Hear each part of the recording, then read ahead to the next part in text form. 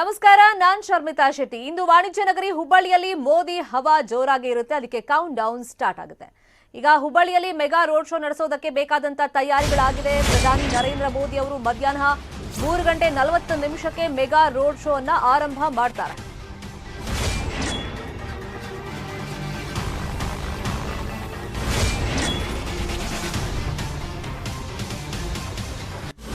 ವಿಮಾನ ನಿಲ್ದಾಣದಿಂದ railway ಮೈದಾನದವರೆಗೆ road show ನಡೆಸೋದಕ್ಕೆ ಪ್ಲಾನ್ ಮಾಡಿಕೊಂಡಿದ್ದಾರೆ. ಸುಮಾರು 8 ಕಿಲೋಮೀಟರ್ ರೋಡ್ ಶೋ ನಂತರ ಯುವ ಜನೋತ್ಸವ ನಡೆಯುತ್ತೆ. ರೋಡ್ ಶೋ ಸಂದರ್ಭದಲ್ಲಿ ರಸ್ತೆಯ ಇಕ್ಕೆಲಗಳಲ್ಲಿ ಜನ ನಿಲ್ಲೋದಕ್ಕೆ ವ್ಯವಸ್ಥೆಯನ್ನು ಕೂಡ ಮಾಡಲಾಗಿದೆ. ಹುಬ್ಬಳ್ಳಿಯಲ್ಲಿ ನರೇಂದ್ರ ಮೋದಿ ಅವರು ಇವತ್ತು ಮೆಗಾ ರೋಡ್ ಶೋ ನಡೆಸ್ತಾರೆ. 3:40 ಈ ರೋಡ್ ಶೋ ಆರಂಭ ಆಗುತ್ತೆ. ವಿಮಾನ ನಿಲ್ದಾಣದಿಂದ ರೈಲ್ವೆ ಮೈದಾನ ತನಕ ಸಂಚಾರವನ್ನು ನಡೆಸ್ತಾರೆ. ಒಟ್ಟು 8 ಕಿಲೋಮೀಟರ್ ರಸ್ತೆಯ ಇಕ್ಕೆಲಗಳಲ್ಲಿ ಜನ ನಿಲ್ಲೋದಕ್ಕೆ ಬೇಕಾದಂತ ವ್ಯವಸ್ಥೆಯನ್ನ ದೃಶ್ಯದಲ್ಲಿ ನಾವು ಗಮನಿಸ್ತಾ ಇದ್ದೀವಿ. ಇನ್ನು 3 ಕಡೆ ಕೆಳಗಡೆ ಇಳಿದು ಜನರತ್ತ ಕೈ ಬೀಸ್ತಾರೆ ನರೇಂದ್ರ ಮೋದಿ ಅವರು. ಆ 3 ಜಾಗಗಳು ಯಾವ್ಯಾವ್ದು ಅಂದ್ರೆ ವಿಮಾನ ನಿಲ್ದಾಣ, ಬಿಜೆಪಿ ಕಚೇರಿ, ಜೊತೆಗೆ ಕೋರ್ಟ್ ಸರ್ಕಲ್. ಅಲ್ಲಿ ಸೆಕ್ಯೂರಿಟಿಯನ್ನ ಮತ್ತಷ್ಟು ಟೈಟ್ ಮಾಡಿದ್ದಾರೆ. ನಂತರ ನೇರವಾಗಿ ರೈಲ್ವೆ ಮೈದಾನಕ್ಕೆ ನರೇಂದ್ರ ಮೋದಿ ಅವರು ಬರ್ತಾರೆ. 4 ಗಂಟೆಗೆ ರೈಲ್ವೆ ಮೈದಾನಕ್ಕೆ ಬರ್ತಾರೆ. ಅದಕ್ಕೆ ಬೇಕಾದಂತ ಸಿದ್ಧತೆಗಳೆಲ್ಲ ಆಗಿದೆ. ಇನ್ನು ಪ್ರಧಾನಿ ನರೇಂದ್ರ ಮೋದಿ ಅವರು ಬರ್ತಾ ಇರೋದ್ರಿಂದ ರೋಡ್ ಶೋ ಎಸ್ಪೆಷಲಿ ನಡೆಸ್ತಾ ಇರೋದ್ರಿಂದ ಅದಕ್ಕೆ ಬೇಕಾದಂತ ಬಿಗಿ ಭದ್ರತೆಯನ್ನ ಪೊಲೀಸರು ಕೈಗೊಂಡಿದ್ದಾರೆ.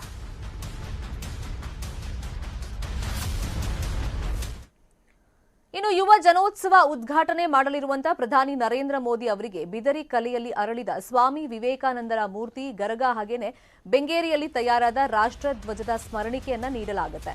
ಹಾವೇರಿಯಲ್ಲಿ ತಯಾರಾದ ಏಲಕ್ಕಿ ಹಾರವನ್ನು ಕೂಡ ತರಲಾಗುತ್ತೆ. ಏಲಕ್ಕಿ ಸಿಪ್ಪೆ ಹೊಂದಿರುವಂತಹ ಇದು ಏಲಕ್ಕಿಯ ಸುವಾಸನೆಯನ್ನ ಬೀರುತ್ತೆ. ಪ್ರಧಾನಿ ಅವರಿಗೆ ಹೊದಿಸಲೆಂದೇ ವಿಶೇಷವಾಗಿ ನೇಯಲಾದ ಕಸೂತಿ ಕಲೆ ಹೊಂದಿರುವಂತಹ ಹ್ಯಾಂಡ್ಲೂಮ್ ಶಾಲು ಹಾಗೇನೆ ಧಾರವಾಡ ಜಿಲ್ಲೆಯ ಗರಗ ಹಾಗೂ ಬೆಂಗೇರಿಯಲ್ಲಿ ರೆಡಿಯಾಗಿರುವಂತಹ ಧ್ವಜವನ್ನ ನೀಡಿ ಗೌರವಿಸಲಾಗುತ್ತೆ.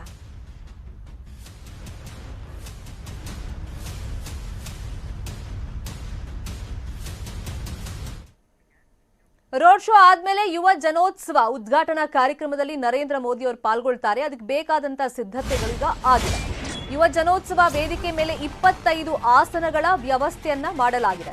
ಪ್ರಧಾನಿ ನರೇಂದ್ರ ಮೋದಿ ಅವರು ಈ ಕಾರ್ಯಕ್ರಮದಲ್ಲಿ ಪಾಲ್ಗೊಳ್ತಾ ಇರೋದ್ರಿಂದ ವೇದಿಕೆ ಮೇಲೆ ಆಯ್ದ ಗಣ್ಯರಿಗಷ್ಟೇ ಕೂರೋದಕ್ಕೆ ಅವಕಾಶ ಇರುತ್ತೆ. ಹಾಗಾಗಿ ವೇದಿಕೆ ಮೇಲೆ ಈಗ 25 ಆಸನಗಳ ವ್ಯವಸ್ಥೆಯನ್ನ ಮಾಡಿಕೊಂಡಿದ್ದಾರೆ. ಇನ್ನು ಕಾರ್ಯಕ್ರಮಕ್ಕೆ 25,000ಕ್ಕೂ ಹೆಚ್ಚು ಜನ ಬರುವಂತ ನಿರೀಕ್ಷೆಗಳಿರೋದ್ರಿಂದ ಆಸನದ ವ್ಯವಸ್ಥೆ ಕೂಡ ಆಗಿದೆ. ದೇಶದ ವಿವಿಧ ರಾಜ್ಯಗಳಿಂದ ಆಗಮಿಸಿರುವಂತಹ ಯುವ ಪ್ರತಿಭೆಗಳಿಗೆ ಅವಕಾಶ, ಸ್ಥಳೀಯ ಯುವ ಜನತೆಗೂ ಆಸನದ ವ್ಯವಸ್ಥೆ ಇದೆ. ಇನ್ನು ಕಾರ್ಯಕ್ರಮದ ಸುತ್ತಲೂ ಕೂಡ ಪೊಲೀಸರು ಬಿಗಿ ಬಂದೋಬಸ್ತ್ ಅನ್ನ ಕೈಗೊಂಡಿದ್ದಾರೆ. ಇನ್ನು ವೇದಿಕೆ ಸ್ಥಳದಿಂದ ನಮ್ಮ ಪ್ರತಿನಿಧಿ ಶರಣು ಹಂಪಿ ಮತ್ತಷ್ಟು ಮಾಹಿತಿ ಕೊಟ್ಟಿದ್ದಾರೆ, ನೋಡೋಣ. 26ನೇ ರಾಷ್ಟ್ರೀಯ ಯುವ ಜನೋತ್ಸವ ಹಿನ್ನೆಲೆಯಲ್ಲಿ ಪ್ರಧಾನಿ ನರೇಂದ್ರ ಮೋದಿ ಉದ್ಘಾಟನೆಗೆ ವಾಣಿಜ್ಯ ನಗರಿ ಹುಬ್ಬಳ್ಳಿಗೆ ಆಗಮಿಸಲಿದ್ದಾರೆ. ಅದರ ಹಿನ್ನೆಲೆಯಲ್ಲಿ ಈಗಾಗಲೇ ವೇದಿಕೆ ಮಧುವಣಗಿತ್ತಿ ರೀತಿಯಾಗಿ ಸಕಲ ಸಿದ್ಧತೆಗಳೆಲ್ಲವನ್ನೂ ಕೂಡ ತಯಾರಿಗಳನ್ನೆಲ್ಲವನ್ನು ಕೂಡ ಮಾಡಿಕೊಂಡಿದ್ದಾರೆ. ನಾವೀಗ ಪ್ರಮುಖ ವೇದಿಕೆಯಲ್ಲಿ ಪ್ರಧಾನಿ ಮೋದಿ ಆಗಮಿಸುವಂತ ಪ್ರಮುಖ ವೇದಿಕೆಯಲ್ಲಿ ಇದ್ದೇವೆ. ಇಲ್ಲಿ 25 ಆಸನದ ವ್ಯವಸ್ಥೆಯನ್ನು ಮಾಡಿದ್ದಾರೆ. ಪ್ರಧಾನಿ ನರೇಂದ್ರ ಮೋದಿ, ಸಿಎಂ ಬಸವರಾಜ ಬೊಮ್ಮಾಯಿ, ರಾಜ್ಯಪಾಲರು, ಜೊತೆಗೆ ಕೇಂದ್ರದ ಯುವಜನ ಕ್ರೀಡಾ ಸಚಿವ ಅನುರಾಗ್ ಸಿಂಗ್ ಠಾಕೂರ್ ಮತ್ತು ರಾಜ್ಯ ಕ್ರೀಡಾ ಸಚಿವರು ಸೇರಿದಂತೆ ಹಲವು ಗಣ್ಯರು ಭಾಗಿಯಾಗಲಿದ್ದಾರೆ. ಮೊದಲು ಆರಂಭದಲ್ಲಿ ಒಂದಷ್ಟು ಗೊಂದಲ ಕೂಡ ಉಂಟಾಯಿತು. ಯಾಕಂದ್ರೆ ಸ್ಥಳೀಯ ಶಾಸಕರಾದಂತಹ ಹಿರಿಯ ನಾಯಕರು ಕೂಡ ಜಗದೀಶ್ ಶೆಟ್ಟರ್ ಅವರ ಹೆಸರನ್ನ ಆಮಂತ್ರಣ ಪತ್ರಿಕೆಯಲ್ಲಿ ಹಾಕದಿರೋದು ಮತ್ತು ಬಂಟಿಂಗ್ಸ್ಗಳಲ್ಲೂ ಕೂಡ ಬ್ಯಾನರ್ಗಳಲ್ಲೂ ಕೂಡ ಅವರ ಭಾವಚಿತ್ರ ಇಲ್ಲದಿರೋದ್ರ ಬಗ್ಗೆನೂ ಕೂಡ ಸಾಕಷ್ಟು ಚರ್ಚೆ ಆಯಿತು. ಪ್ರಧಾನಿ ಮೋದಿ ಅವ್ರನ್ನ ನೋಡ್ಲಿಕ್ಕೆ ಹೆಚ್ಚಿನ ಸಂಖ್ಯೆಯಲ್ಲಿ ಜನರೆಲ್ಲರೂ ಕೂಡ ಆಗಮಿಸಲಿದ್ದಾರೆ. ಇದರ ಬೇಕಾದಂತ ಸಕಲ ಸಿದ್ಧತೆಗಳನ್ನ ಪೊಲೀಸ್ ಬಂದೋಬಸ್ತನ್ನು ಕೂಡ ಮಾಡಿದ್ದಾರೆ. 2,900 ಪೊಲೀಸರು, 16 KSRP ತುಕಡಿಗಳು ಮತ್ತು 6 ಜನ SP ಕೇಡರ್ನ ಅಧಿಕಾರಿಗಳು, CPIಗಳು, PSIಗಳು ಹೀಗೆ ಬಹಳಷ್ಟು ಜನ ಅಧಿಕಾರಿಗಳು ಕೂಡ ನಿಯೋಜನೆ ಮಾಡಿದ್ದಾರೆ.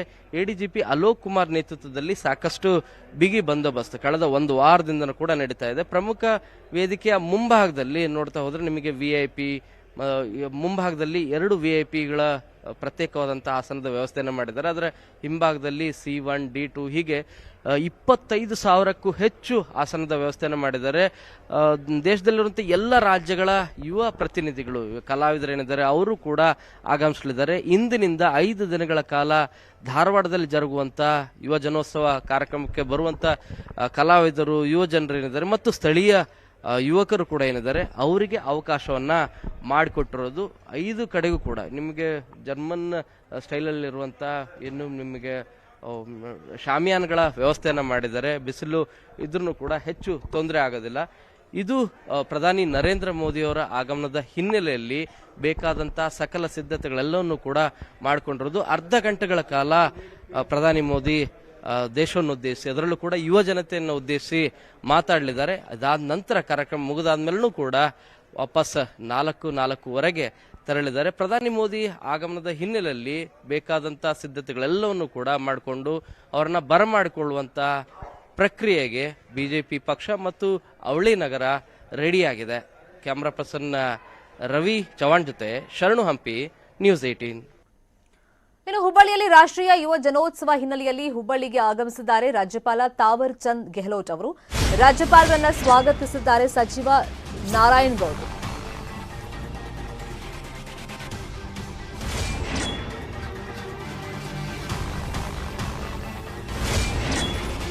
ಬೆಂಗಳೂರಿಂದ ಹುಬ್ಬಳ್ಳಿಯತ್ತ ಸಿಎಂ ಬಸವರಾಜ ಬೊಮ್ಮಾಯಿ ಅವರು ಕೂಡ ಪ್ರಯಾಣವನ್ನ ಬೆಳೆಸಿದ್ದಾರೆ.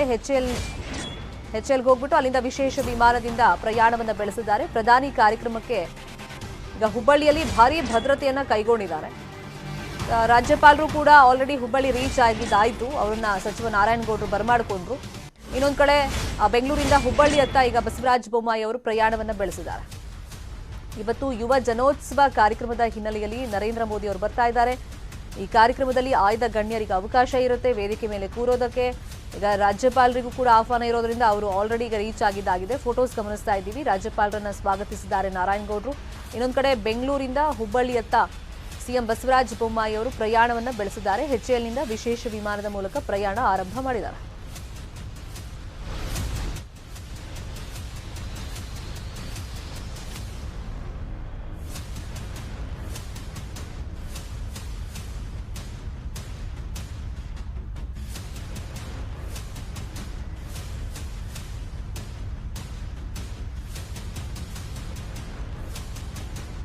ಕೋಲಾರದಿಂದ ಸಿದ್ದರಾಮಯ್ಯ ಸ್ಪರ್ಧೆ ಅಂತ ಘೋಷಣೆ ಆದ್ಮೇಲೆ ಈಗ ಸಾಕಷ್ಟು ಪಕ್ಷಗಳಿಗೆ, ಪ್ರಮುಖವಾಗಿ ಬಿಜೆಪಿ ಮತ್ತೆ ಜೆಡಿಎಸ್ ಅವರಿಗೆ ಟೆನ್ಷನ್ ಸ್ಟಾರ್ಟ್ ಆಗಿದೆ. ಅದರಲ್ಲೂ ಜೆಡಿಎಸ್ಗೆ ಯಾವ ತರ ಟೆನ್ಷನ್ ಅಂದ್ರೆ, ಸುಲಭವಾಗಿ ನಾವು ಗೆದ್ದು ಬಿಡಬಹುದು ಅಂತ ಜೆಡಿಎಸ್ ನ ನಾಯಕರು ನಿರೀಕ್ಷೆಯಲ್ಲಿದ್ರು ಆ ಭಾಗದಲ್ಲಿ. ಆದ್ರೆ ಸಿದ್ದರಾಮಯ್ಯ ಸ್ಪರ್ಧೆಯಿಂದ ಜೆಡಿಎಸ್ ನ ಪ್ಲಾನ್ ಚೇಂಜ್ ಆಗುತ್ತಾ ನೋಡ್ಬೇಕು. ಒಕ್ಕಲಿಗ ಮತಗಳ ಜೊತೆಗೆ ಮುಸ್ಲಿಂ ಮತ ಸೆಳೆಯುವಂತ ಪ್ಲಾನ್ ನಲ್ಲಿ ಜೆಡಿಎಸ್ ಅವರು ಇದ್ರು. ಆದ್ರೆ ಸಿದ್ದರಾಮಯ್ಯ ಸ್ಪರ್ಧೆಯಿಂದ ಆ ಮತಗಳೀಗ ತಮಗೆ ಸಿಗುತ್ತೋ ಇಲ್ವೋ ಆ ಒಂದು ಆತಂಕದಲ್ಲಿ, ಟೆನ್ಷನ್ ಅಲ್ಲಿ ಜೆಡಿಎಸ್ ನಾಯಕರು ಇರೋದ್ರಿಂದ ಕೇವಲ ಕೋಲಾರ ಅಷ್ಟೇ ಅಲ್ಲ, ಸುತ್ತಮುತ್ತಲ ಕ್ಷೇತ್ರಗಳಲ್ಲೂ ಕೂಡ ಜೆಡಿಎಸ್ ನಾಯಕರಿಗೆ ಈಗ ಭಯ ಸ್ಟಾರ್ಟ್ ಆಗಿದೆಯಂತೆ. ಕೋಲಾರ, ಚಿಕ್ಕಬಳ್ಳಾಪುರ, ಬೆಂಗಳೂರು ಗ್ರಾಮಾಂತರ ಜಿಲ್ಲೆಗಳಲ್ಲಿ 3 ಜಿಲ್ಲೆಗಳಲ್ಲಿ ಪ್ರಭಾವ ಬೀರುವಂತ ಭಯದಲ್ಲಿ ಈಗ ಜೆಡಿಎಸ್ ಪಕ್ಷ ಇದೆ.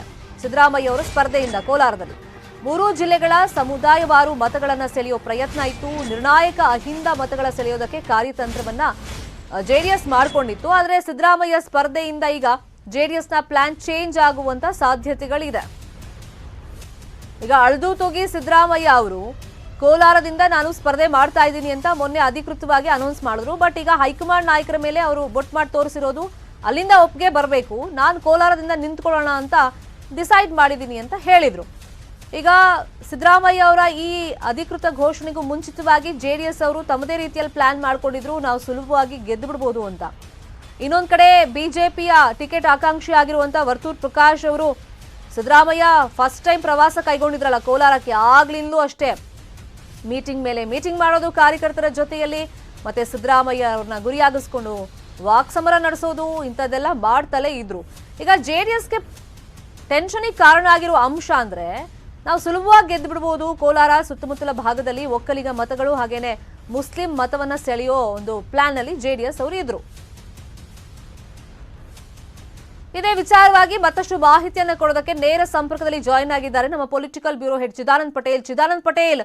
ಕೋಲಾರ ಮತ್ತೆ ಸುತ್ತಮುತ್ತ ಜಿಲ್ಲೆಗಳಲ್ಲಿ ತಮ್ಮದೇ ಸ್ಟ್ರಾಟಜಿಯನ್ನ ಜೆಡಿಎಸ್ ನಾಯಕರು ಮಾಡ್ಕೊಂಡಿದ್ರು. ಆದ್ರೆ ಸಿದ್ದರಾಮಯ್ಯ ಅವರ ಮೊನ್ನೆ ಅಧಿಕೃತ ಘೋಷಣೆಯಿಂದಾಗಿ ಜೆಡಿಎಸ್ ನಾಯಕರಿಗೆ ಯಾವ ತರ ಟೆನ್ಷನ್ ಆಗಿದೆ. ಈಗ ಪ್ಲಾನ್ ಚೇಂಜ್ ಅಂದ್ರೆ ಯಾವ ತರ? ಶರ್ಮಿತಾ ಶೆಟ್ಟಿ 2023ರ ಸಾರ್ವತ್ರಿಕ ವಿಧಾನಸಭೆ ಚುನಾವಣೆಗೆ ಕೋಲಾರದಿಂದ ಸ್ಪರ್ಧೆ ಮಾಡುವುದಾಗಿ ವಿಪಕ್ಷ ನಾಯಕ ಸಿದ್ದರಾಮಯ್ಯ ಘೋಷಣೆಯನ್ನು ಮಾಡಿದ್ದಾರೆ. ಆ ಮುಖಾಂತರ ಅವಿಭಜಿತ ಕೋಲಾರ, ಚಿಕ್ಕಬಳ್ಳಾಪುರ, ಬೆಂಗಳೂರು ಗ್ರಾಮಾಂತರದಲ್ಲಿ ಅಹಿಂದ ಮತಗಳು ಎಲ್ಲ ಒಂದು ಕಡೆ ಕಾಂಗ್ರೆಸ್ ಪಾಲಿಗೆ ಹೋಗ್ತವೆ ಅನ್ನೋದು ಲೆಕ್ಕಾಚಾರ ಆರಂಭವಾಗಿರುವಂಥದ್ದು. ಆ ಮುಖಾಂತರ ಸಿದ್ದರಾಮಯ್ಯ ಸ್ಪರ್ಧೆಯಿಂದ ಕೋಲಾರ, ಚಿಕ್ಕಬಳ್ಳಾಪುರ ಮತ್ತು ಬೆಂಗಳೂರು ಗ್ರಾಮಾಂತರದ ಅಹಿಂದ ಮತಗಳು ಕಾಂಗ್ರೆಸ್ನ ಪಾಲಾಗ್ತವೆ ಅನ್ನೋದು ಕೂಡ ಒಂದು ಕಡೆ ಬಿಜೆಪಿ ಮತ್ತು ಜೆಡಿಎಸ್ನ ಆತಂಕ ಆಗಿರುವಂಥದ್ದು. ಇದರ ಬೆನ್ನಲ್ಲೇ ಅವಿಭಜಿತ ಈ ಒಂದು ಕೋಲಾರ, ಚಿಕ್ಕಬಳ್ಳಾಪುರ ಮತ್ತು ಬೆಂಗಳೂರು ಗ್ರಾಮಾಂತರ ಜಿಲ್ಲೆಗಳಲ್ಲಿ ಜೆಡಿಎಸ್ ಪಕ್ಷ ತನ್ನದೇ ಆದ ಒಂದು ಶಕ್ತಿ ಸಾಮರ್ಥ್ಯವನ್ನು ಹೊಂದಿರುವಂಥದ್ದು, ತನ್ನದೇ ಆದ ಬಳಗವನ್ನು ಕೂಡ ಹೊಂದಿರುವಂಥದ್ದು. ಅಲ್ಲದೆ ಈ ಬಾರಿ ಕೋಲಾರ, ಚಿಕ್ಕಬಳ್ಳಾಪುರ ಮತ್ತು ಬೆಂಗಳೂರು ಗ್ರಾಮಾಂತರ ಈ 3 ಜಿಲ್ಲೆಗಳಿಂದ ಕನಿಷ್ಠ 7ರಿಂದ 8 ಸ್ಥಾನಗಳನ್ನು ಗೆಲ್ಲಬೇಕನ್ನೋದು ಎಚ್ ಡಿ ಕುಮಾರಸ್ವಾಮಿ ಲೆಕ್ಕಾಚಾರ ಆಗಿರುವಂಥದ್ದು. 13ಕ್ಕೂ ಹೆಚ್ಚು ಸ್ಥಾನಗಳಿರ್ತಕ್ಕಂಥ, ಹಾಗಾಗಿ ಕನಿಷ್ಠ ಅರ್ಧಕ್ಕೂ ಹೆಚ್ಚು ಸ್ಥಾನಗಳನ್ನು ಗೆಲ್ಲಬೇಕನ್ನೋ ಕಾರಣಕ್ಕಾಗಿ ಪಂಚರತ್ನ ಯಾತ್ರೆಯಲ್ಲೂ ಕೂಡ ಹೆಚ್ಚು ಫೋಕಸ್ ಅನ್ನ ಮಾಡಿರುವಂಥದ್ದು. ಜೊತೆಗೆ ಈಗಾಗಲೇ ಅಭ್ಯರ್ಥಿಗಳನ್ನ ಅನೌನ್ಸ್ ಮಾಡುವಂಥದ್ದು. ಆದ್ರೆ ಸಿದ್ದರಾಮಯ್ಯ ಆ ಭಾಗದಲ್ಲಿ ಒಕ್ಕಲಿಗ ಮತಗಳು ಮತ್ತೆ ಮುಸ್ಲಿಂ ಮತಗಳು ಅಂತ ಹೇಳಿ, ಈಗ ಒಕ್ಕಲಿಗ ಮತಗಳನ್ನ ಸೆಳೆಯೋದಕ್ಕೆ ಕುಮಾರಸ್ವಾಮಿ ಹತ್ರ ಸಾಧ್ಯ ಇಲ್ವಾ? ಮತ್ತೊಂದು ಪ್ರಶ್ನೆ ಅಂತಂದ್ರೆ, ಈಗ ಸಿಎಂ ಇಬ್ರಾಹಿಂ ಇದ್ದಾರೆ, ಜೆಡಿಎಸ್ ನ ರಾಜ್ಯಾಧ್ಯಕ್ಷ, ಅಲ್ಪಸಂಖ್ಯಾತ ಮತಗಳನ್ನ ಅವರಿಂದ ಸೆಳೆಯೋದಕ್ಕೆ ಸಾಧ್ಯ ಆಗ್ತಾ ಇಲ್ವಾ? ಶರ್ಮಿತಾ ಶೆಟ್ಟಿ, ಸಿದ್ದರಾಮಯ್ಯ ಸ್ಪರ್ಧೆಯಿಂದ ಈ ಒಂದು 3 ಜಿಲ್ಲೆಗಳಲ್ಲಿ ಜೆಡಿಎಸ್ಗೆ ಅತಿ ದೊಡ್ಡ ಹೊಡೆತ ಆಗುತ್ತೆ. ಅಹಿಂದ ಮತಗಳು ಕಾಂಗ್ರೆಸ್ಗೆ ಪಾಲಾಗ್ತವೆ, ಅಲ್ಪಸಂಖ್ಯಾತ ಮತಗಳು ಮತ್ತು ಜೆಡಿಎಸ್ನ ಬೆಂಬಲಿತ ಜಾತ್ಯತೀತ ಮತಗಳು ಕಾಂಗ್ರೆಸ್ನ ಪಾಲಾಗುತ್ತೆ ಎಂಬ ಲೆಕ್ಕಾಚಾರ ಮತ್ತು ಆತಂಕ ಎದುರಾಗಿರುವಂಥದ್ದು. ಇದೇ ಕಾರಣಕ್ಕಾಗಿ ಮಾಜಿ ಮುಖ್ಯಮಂತ್ರಿ ಎಚ್ ಡಿ ಕುಮಾರಸ್ವಾಮಿ ಅವರು ಸ್ಟ್ರಾಟಜಿಯನ್ನು ಚೇಂಜ್ ಮಾಡಲಿಕ್ಕೆ ತೀರ್ಮಾನವನ್ನು ಮಾಡಿರುವಂಥದ್ದು. ಹಾಗಾಗಿ ಅಹಿಂದ ಮತಗಳನ್ನ ಸೆಳೆಯಲಿಕ್ಕೆ ಒಂದು ಕಡೆ ಅಂಬೇಡ್ಕರ್ ಮೊಮ್ಮಕ್ಕಳನ್ನ ಕರೆದುಕೊಂಡು ಪ್ರಚಾರ ಮಾಡುವ ಮುಖಾಂತರ ಪರಿಶಿಷ್ಟ ಪಂಗಡದ ಮತಗಳನ್ನು ಸೆಳೆಯುವಂಥದ್ದು.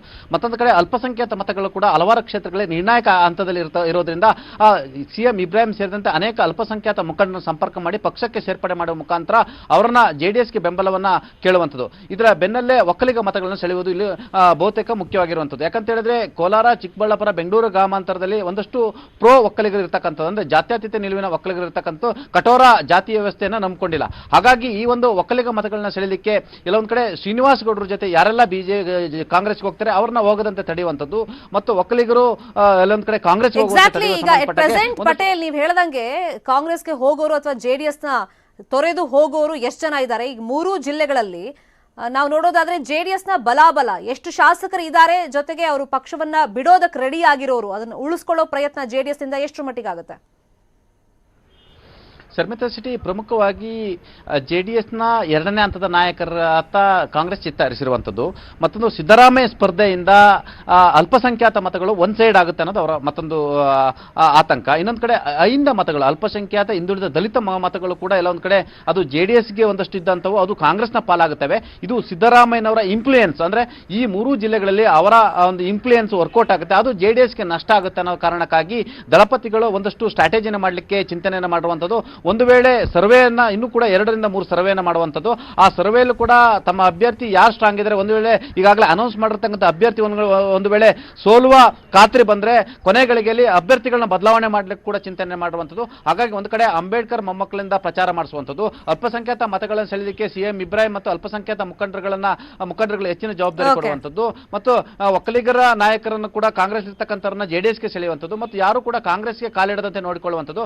ಒಟ್ಟಾರೆ ಕೊನೆಗಳಿಗೆ ಅಭ್ಯರ್ಥಿಗಳನ್ನು ಕೂಡ ಬದಲಾವಣೆ ಮಾಡುವಂಥದ್ದು, ಈ ಎಲ್ಲ ಒಂದು ಸ್ಟ್ರಾಟಜಿನ ಮಾಡುವ ಮುಖಾಂತರ ಅಹಿಂದ ಮತಗಳನ್ನ ತಮ್ಮಲ್ಲೇ ಉಳಿಸಿಕೊಳ್ಳಲಿಕ್ಕೆ ಎಚ್ ಡಿ ಕುಮಾರಸ್ವಾಮಿ ಪ್ರಯತ್ನ ಮಾಡ್ತಿರುವಂಥದ್ದು. ಹಾಗಾಗಿ ಸಿದ್ದರಾಮಯ್ಯ ಕೋಲಾರ ಸ್ಪರ್ಧೆ ಅನ್ನೋದು ಅದು ಜೆಡಿಎಸ್ಗೆ ನಷ್ಟ ಆಗುತ್ತೆ ಎಂಬ ಲೆಕ್ಕಾಚಾರದ ಕಾರಣಕ್ಕಾಗಿ ಈಗ ಎಚ್ ಡಿ ಕುಮಾರಸ್ವಾಮಿ ಒಂದಷ್ಟು ಸ್ಟ್ರಾಟಜಿಯನ್ನ ಈ 3 ಜಿಲ್ಲೆಗಳಲ್ಲಿ ಬದಲಾವಣೆ ಮಾಡ್ಕೊಳ್ತಿರುವಂಥದ್ದು. ಈಗಾಗಲೇ ಪಂಚರತ್ನ ಯಾತ್ರೆ ಮುಗಿದ ಬಳಿಕ ಈಗ ಬೆಂಗಳೂರಿಗೆ ಬರ್ತಿರ್ತಕ್ಕಂಥ ಕುಮಾರಸ್ವಾಮಿ ಅವರು ಈ 3 ಜಿಲ್ಲೆಗಳ ನಾಯಕರೊಂದಿಗೆ ಸುದೀರ್ಘ ಚರ್ಚೆ ಮತ್ತು ಸ್ಟ್ರಾಟಜಿಯನ್ನ ಮಾಡಲಿದ್ದಾರೆ. ಶರ್ಮಿತಾ ಶೆಟ್ಟಿ. ಥ್ಯಾಂಕ್ ಯು ಚಿದಾನಂದ್ ಪಟೇಲ್ ಈ ಕ್ಷಣದ ಅಪ್ಡೇಟ್ಸ್ಗೆ. ಕಲಬುರಗಿ ಜಿಲ್ಲೆಯಲ್ಲಿ 4ನೇ ದಿನದ ಜೆಡಿಎಸ್ ಪಂಚರತ್ನ ಯಾತ್ರೆ ನಡೀತಾ ಇದೆ. ಸೇಡಂ ತಾಲೂಕಿನ ಮೋತಕಪಲ್ಲಿ ಗ್ರಾಮದಲ್ಲಿ ವಾಸ್ತವ್ಯ ಹೂಡಿದ ಮಾಜಿ ಸಿಎಂ ಎಚ್ ಡಿ ಕುಮಾರಸ್ವಾಮಿ ಕೆಲ ಹೊತ್ತಲ್ಲೇ ಮೋಚಕಪಲ್ಲಿಯಿಂದ ರೋಡ್ ಶೋ ನಡೆಸುತ್ತಾರೆ. ಆಡಕಿ ಮಳಖೇಡ ಮಾರ್ಗವಾಗಿ ಅಫ್ಜಲ್ಪುರ ಮತಕ್ಷೇತ್ರಕ್ಕೆ ಪಂಚರತ್ನ ಯಾತ್ರೆ ತಲುಪಲಿದೆ. ಅಫ್ಜಲ್ಪುರ ಕ್ಷೇತ್ರದ ಹೊನ್ನ ಕುರಣಗಿ, ಫರಹತಾಬಾದ್, ಹಾಗರಗುಂಡಗಿ, ಜೋಗೂರ್, ಬಂದರವಾಡ್ ಗ್ರಾಮಗಳಲ್ಲಿ ಪಂಚರತ್ನ ಯಾತ್ರೆ ನಡೆಯಲಿದೆ. ಇನ್ನು ರಾತ್ರಿ ಮಾಶಾಳ ಗ್ರಾಮದಲ್ಲಿ ವಾಸ್ತವ್ಯ ಹೂಡ್ತಾರೆ ಎಚ್ಡಿಕೆ, ಅಲ್ಲಿ ಜನರ ಸಮಸ್ಯೆಗಳನ್ನು ಆಲಿಸಲಿದ್ದಾರೆ.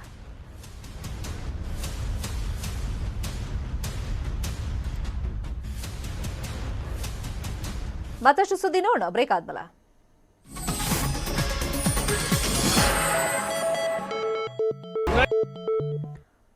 Welcome back. ಮಂಗಳೂರಲ್ಲಿ ಬೃಹತ್ ಗಾಂಜಾ ದಂಧೆ ಪ್ರಕರಣ ಸಂಬಂಧ ಡ್ರಗ್ಸ್ ದಂಧೆಗಾಗಿ ಡ್ರಗ್ ಪೆಡ್ಲರ್ ಫೇಲ್ ಆಗ್ತಾ ಇದ್ದ. ಪ್ರಮುಖ ಆರೋಪಿ ಯುಕೆ ಪ್ರಜೆ ಕಿಶೋರಿ ಲಾಲ್ ರಾಮ್ಜಿ ಪದೇ ಪದೇ ಫೇಲ್ ಆಗ್ತಾ ಇದ್ದ. ಆತನೇ ಡ್ರಗ್ ಪೆಡ್ಲರ್ ಅಂತ ನೆನೆನೂ ಕೂಡ ಮಂಗಳೂರು ಪೊಲೀಸ್ ಕಮಿಷನರ್ ಮಾತಾಡುವಾಗ ಹೇಳ್ತಾ ಇದ್ರು. ಡೆಂಟಲ್ ಕಾಲೇಜಲ್ಲಿ ಈತ ವ್ಯಾಸಂಗವನ್ನ ಮಾಡ್ತಾ ಇದ್ದ. ಮತ್ತೆ ಕಳೆದ 15 ವರ್ಷಗಳಿಂದ ಈತ ಓದ್ತಲೇ ಇದ್ದಂತೆ. ಮತ್ತೆ ಮಂಗಳೂರಲ್ಲೇ ವಾಸ ಮಾಡ್ಕೊಂಡು ಇದ್ದ ಈತ. ವಿದ್ಯಾಭ್ಯಾಸದ ಸೋಗಿನಲ್ಲಿ ಗಾಂಜಾ ಗಿರಾಕಿಗಳಿಗೋಸ್ಕರ ಈತ ಶೋಧವನ್ನ ನಡೆಸ್ತಾ ಇದ್ದ. ಎಸ್ಪೆಷಲಿ ವಿದ್ಯಾರ್ಥಿಗಳನ್ನ ಈತ ಟಾರ್ಗೆಟ್ ಮಾಡ್ತಾ ಇದ್ದಿದ್ದು. ಇನ್ನು ವಿದ್ಯಾರ್ಥಿಗಳಿಗೆ ಗಾಂಜಾ ಡ್ರಗ್ಸ್ ಗಳನ್ನ ಸಪ್ಲೈ ಮಾಡ್ತಾ ಇದ್ದ. ಇದಕ್ಕಾಗಿ ಬಾಡಿಗೆ ಮನೆಯಲ್ಲಿ ಆರೋಪಿ ವಾಸ ಮಾಡ್ಕೊಂಡಿದ್ದ. ಫ್ಲಾಟ್ನಲ್ಲೇ ಡ್ರಗ್ಸ್ ದಂಧೆಯನ್ನ ಕಿಶೋರಿ ಲಾಲ್ ನಡೆಸ್ತಾ ಇದ್ದ ಅಂತ ಹೇಳಿ ಪೊಲೀಸರು ಮಾಹಿತಿಯನ್ನ ಕೊಟ್ಟಿದ್ದಾರೆ. ಯಾಕಂದ್ರೆ ಅಪಾರ್ಟ್ಮೆಂಟ್ನಲ್ಲಿ ಈತ ಈ ತರ ಗಾಂಜಾ ಮತ್ತೆ ಡ್ರಗ್ಸ್ ಅನ್ನ ಇಟ್ಕೊಂಡಿದ್ದ, ಸ್ಟಾಕ್ ಮಾಡ್ಕೊಂಡಿದ್ದ, ಅಲ್ಲಿಂದನೇ ಸಪ್ಲೈ ಮಾಡ್ತಾ ಇದ್ದ ಅಂತ ಪೊಲೀಸರಿಗೆ ಖಚಿತ ಮಾಹಿತಿ ಬಂದ ಮೇಲೆನೆ ಹೋಗಿ ರೇಡ್ ಮಾಡಿ ಆತನನ್ನ ಅರೆಸ್ಟ್ ಮಾಡ್ಕೊಂಡು ಬಂದಿದ್ದು. ಈಗ ಆತನ ಪುರಾಣಗಳು ಒಂದೊಂದೇ ಬಯಲಿಗೆ ಬರ್ತಾ ಇದೆ. ಆತ ಡೆಂಟಲ್ ಕಾಲೇಜಲ್ಲಿ ವ್ಯಾಸಂಗ ಮಾಡ್ತಾ ಇದ್ದ.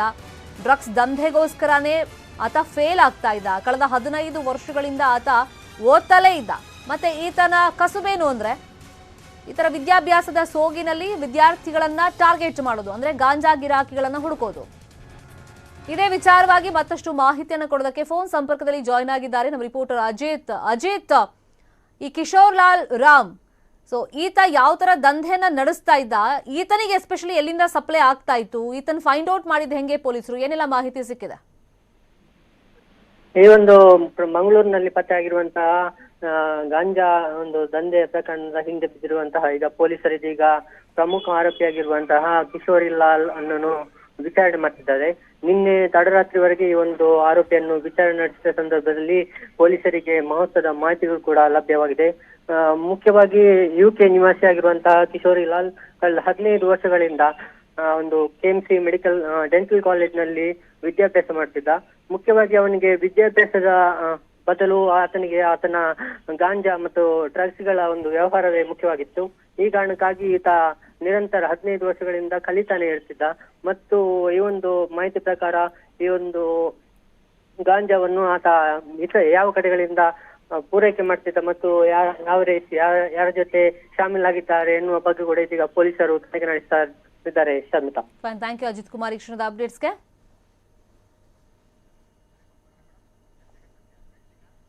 ಮತ್ತಷ್ಟು ಸುದ್ದಿ ನೋಡೋಣ ಬ್ರೇಕ್ ಆದ್ಮೇಲೆ.